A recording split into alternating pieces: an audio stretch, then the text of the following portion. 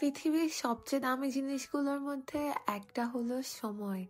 সময় অনেক কিছু অনেক সুন্দর করে ফেলে, অনেক সময় সময়ের কারণে অনেক কিছু নষ্টও হয়ে যায়। আর আমি যেহেতু অনেক অলস, কবে যে ঘুম থেকে স্কুল কলেজ শেষে টাইম মাফিক বা রুটিন মাফিক আমি উঠেছি আমার মনে নেই। আর তো ভুলে গিয়েছি পাঞ্চুয়ালিটি কি হয়। আর এমন দেশে এসে পড়েছি যেখানে কিনা সময়কে এত বেশি ইম্পর্টেন্স দেওয়া হয়।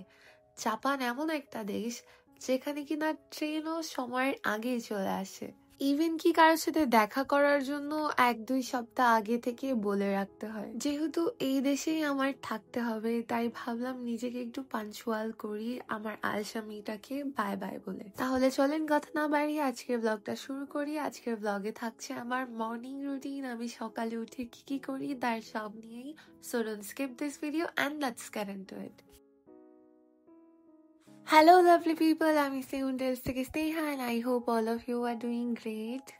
আজকে আমি ঘুম থেকে উঠছি 5:36 আর ঘুমাইছিলাম হচ্ছে 10টা দিকে। তাড়াতাড়ি ঘুম থেকে উঠে গেছি।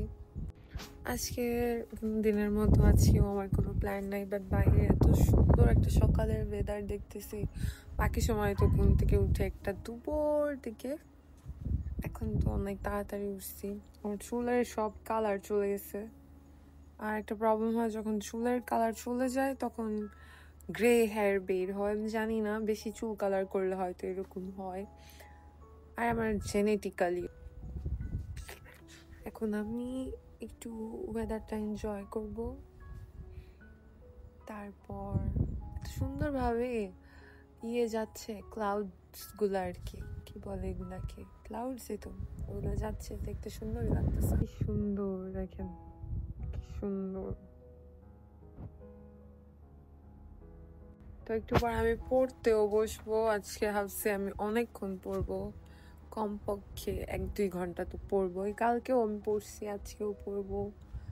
লাইফে অনেক কিছুই হয় যেগুলো আমরা এক্সপেক্টও করি না, বা লাইফ অনেক ভাবেই কি বলে, যেটাই হোক বুঝাইতে যেতে চাইছি। পড়ালেখা করতে হবে, ফোকাস থাকতে হবে নিজের উপর। আজকে ভাবছি চুলও কালার করব। দেখি আজকের প্ল্যানটা। ব্লগ কবে শেয়ার করবো এটা আমি জানি না, বাট আমি এখন প্রপারলি টাইম টু টাইম ঘুমানো, ঘুম থেকে উঠা। আমি এখন দুপুরেও ঘুমাই। আগে দুপুরে ঘুম থেকে উঠতাম, আর এখন দুপুরে ঘুমাই। বাহ, ভালোই। এখন বাজতেছে 5:45। আমি এখন পড়া শুরু করব। পড়া শুরু করার আগে চুলটা খুলে নিয়েছি, কারণ সারাক্ষণ চুল বেঁধে রাখাও ভালো না। যাই হোক, পড়া শুরু করলাম। সকালবেলা দেখি মাথার মধ্যে কতটুকু পড়া থাকে। ঘুম থেকে তাড়াতাড়ি উঠে আমি পড়ালেখাটা স্টার্ট করে দিচ্ছিলাম। জাপানিজ আর কি আমি প্র্যাকটিস করছিলাম, যেহেতু আমার জাপানেই থাকতে হবে, আর এখানে জাপানিজ ছাড়া চলা একদমই মুশকিল। দিন শেষে যত যাই হোক না কেন, জাপানিজ শেখাটা অনেক ইম্পর্টেন্ট। তাই আমি একা একাই জাপানিজ পড়ি। ভাবছি যে এলপিটি পরীক্ষাও দিব সামনে। অনেকেই জানে বা অনেকেই কোশ্চেন করে যে আমি বাংলাদেশ থেকে N5 দিয়েছি নাকি। হ্যাঁ, আমি বাংলাদেশ থেকে N5 জিএলপিটি না, দুইটাই দিয়েছি।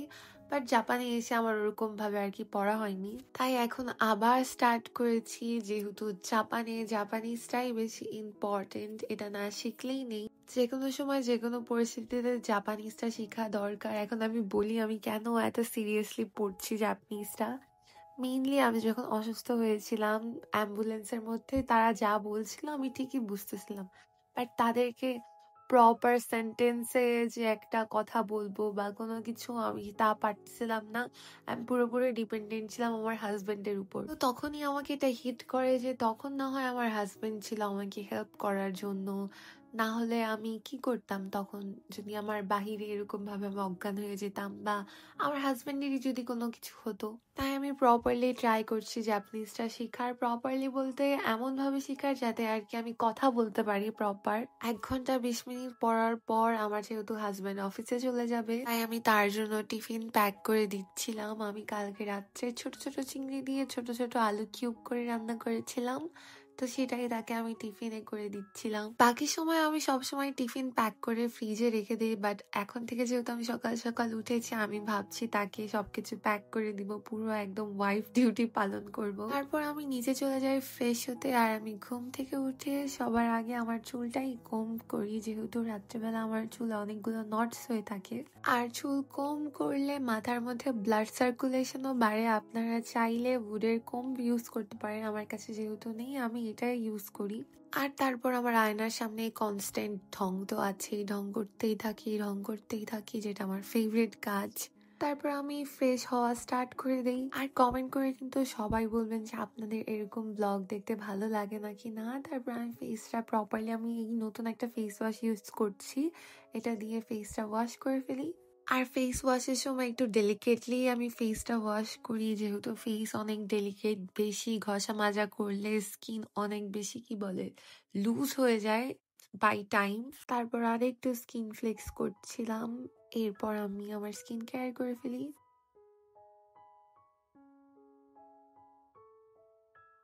এই তো ইজি পিজির মধ্যে শেষ আমার স্কিন কেয়ার করা। তারপর আমি চলে যাই ব্রেকফাস্ট করতে। সকাল সকাল ইজি পিজি ব্রেকফাস্টই বেস্ট। আর আমি জাপানে আসার পর মনে হয় 2-3 বারই ব্রেকফাস্ট করেছি, আজকে নিয়ে মনে হয় 4 বার হবে এরকম। রুটি, ডিম পোস্ট আর এই বানানা দিয়ে কলা আর যে চকোর সিরাপ থাকে, এটা খেতে আমার অনেক ভালো লাগে। কার কার ভালো লাগে কমেন্ট করে বলবেন। বেশি ভালো লাগে যদি এটার মধ্যে নাটেলা থাকতো। নাটেলা নিউটেলা যেটাই হোক, কেউ ভুল ধরবেন না, দুইটাই বলি। আর কোনটা কারেক্ট আমি জানি না। কতদিন পর যে তার সাথে একসাথে ব্রেকফাস্ট করলাম। ব্রেকফাস্ট বলতে বাংলাদেশ যখন বিয়ের পর ছিল তখন আমরা প্রপার ব্রেকফাস্ট করতাম। তারপর তাকে বিদায় দিয়ে দিলাম। আর যতবারই সে অফিসে যায় বা আমি যখন তাকে বিদায় দিই, আমার যে কি খারাপ লাগে। কার কার এরকম হয় কমেন্ট করে কিন্তু বলবেন। তারপর আমি আমার বেডটা গুছিয়ে ফেলে আজকে আমি আমার এই নতুন ডুভেট কাভারটা লাগাচ্ছিলাম। আমি একদমই ওয়েট করতে পারছিলাম না চাদর না কিনে আমি পুরনো চাদরের উপরে এই ডুভেট কাভারটা বিছিয়েছি। কেমন হয়েছে কমেন্ট করবেন। বাট আমার পার্সোনালি এরকম হোয়াইটের মধ্যে কালারফুল বা পপ অফ কালার থাকলে একটা লাইভলি ফিল দেয়, দেখে আমার কালারফুল অনেক ভালো লাগে। আপনার হয়তো নাও লাগতে পারে। ইভেন কি আমার বেডরুমের পাপোশটা একটু কালারফুলের মধ্যেই। আর কোথাও ঘোরার থেকে আসলে আমার ক্লজেটের অবস্থাটা এরকমই হয়, তাই কাপড় চোপড়গুলো আমি একদমই খুঁজে পাচ্ছিলাম না কোনটা কোথায়, তাই বসে বসে সবগুলো গুছিয়ে নিচ্ছি। শরীরটা যদি একটু খারাপ ছিল, তারপরে ফিল করছিলাম কাজ করলে হয়তো ভালো লাগবে, তাই আমি এক এক করে সবকিছু এরকম ভাঁজ করে সুন্দরভাবে গুছিয়ে নিয়েছি। এই তো আমার ক্লজেটটাও আগের মতো একদম গুছানো হয়ে গিয়েছে। তো আজকের ভিডিওটা আমি এখানেই শেষ করছি। আজকের ভিডিওটা ভালো লাগলে আমার পেজে একটা ফলো দিয়ে দিবেন। আর সবাই ভালো থাকবেন। Thank you for watching. Bye by.